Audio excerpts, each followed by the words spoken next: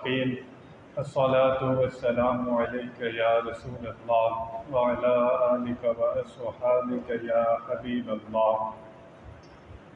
18واں پارے میں سورہ نور ہے، جس کے بارے میں بتایا گیا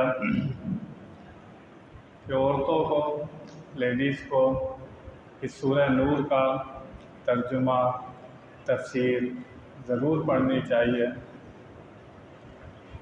نبی کریم صلی اللہ تعالی علیہ وسلم کے دنیا میں تشریف لانے سے پہلے عورتوں کا کیا حال تھا؟ ان کو زندہ درگور کر دیا جاتا تھا۔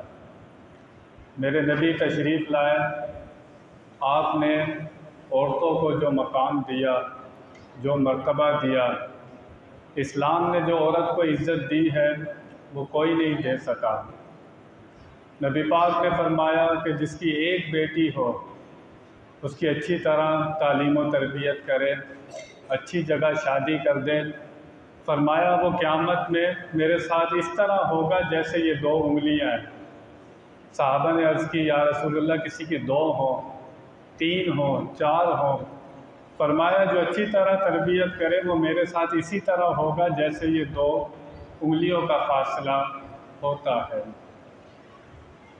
تو نبی کریم صلی اللہ تعالی علیہ وسلم نے عورت کو اس مقام پر بٹھایا۔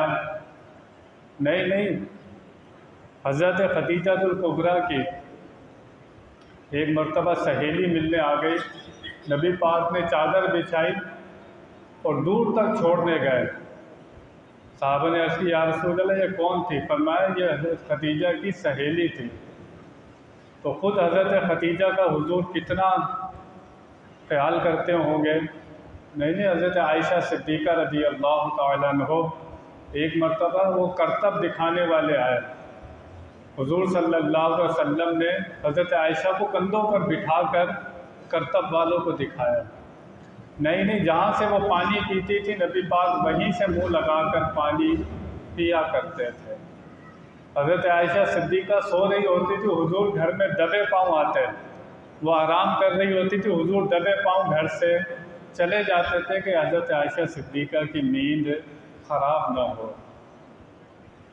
اسی صورت کو ایک واقعہ جس کو واقعہ عشق کہا جاتا ہے، جو دوسرے ہیں وہ سینہ پیٹنے والے، وہ حضرت عائشہ صدیقہ کے خلاف غلط باتیں کرتے ہیں، حالانکہ قرآن ان کو کہہ رہا ہے یہ مومنوں کی مائیں ہیں۔